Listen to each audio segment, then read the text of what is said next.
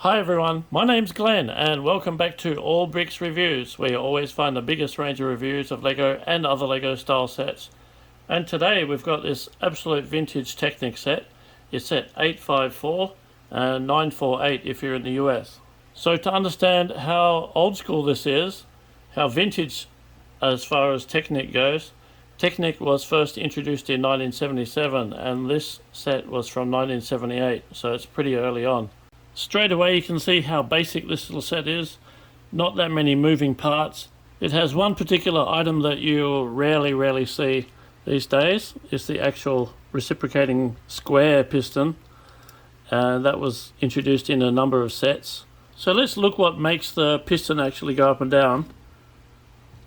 So you can see there you have the old style gears, which has 3 axle holes.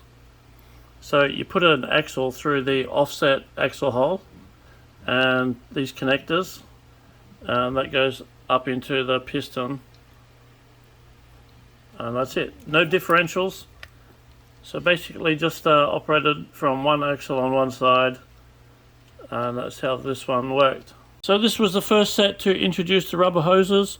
They're not like the pneumatic hoses these days. They're very similar in dimension. They fit straight into the axle hole just the same, but they were much softer. They wouldn't take the air pressure, although they probably do, but the air pressure would expand them and wouldn't make them so responsive. And it has this very old rare pulley piece, and in the early days Technic uses a lot of pulleys with rubber bands rather than gears as well, or chains. And you could make so many different MOCs. Didn't know them as MOCs in that time, but another long phased out feature of it is using these turntables for steering.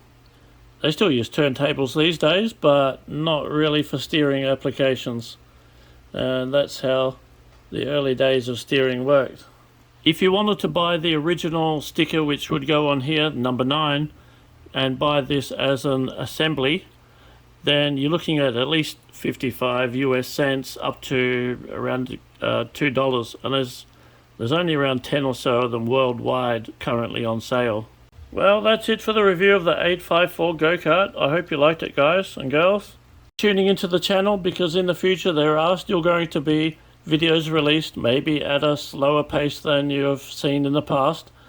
But thanks for tuning in. So as usual, don't forget to hit the like button, share the video with your friends, subscribe to the channel if you haven't already, which will be a great help for us.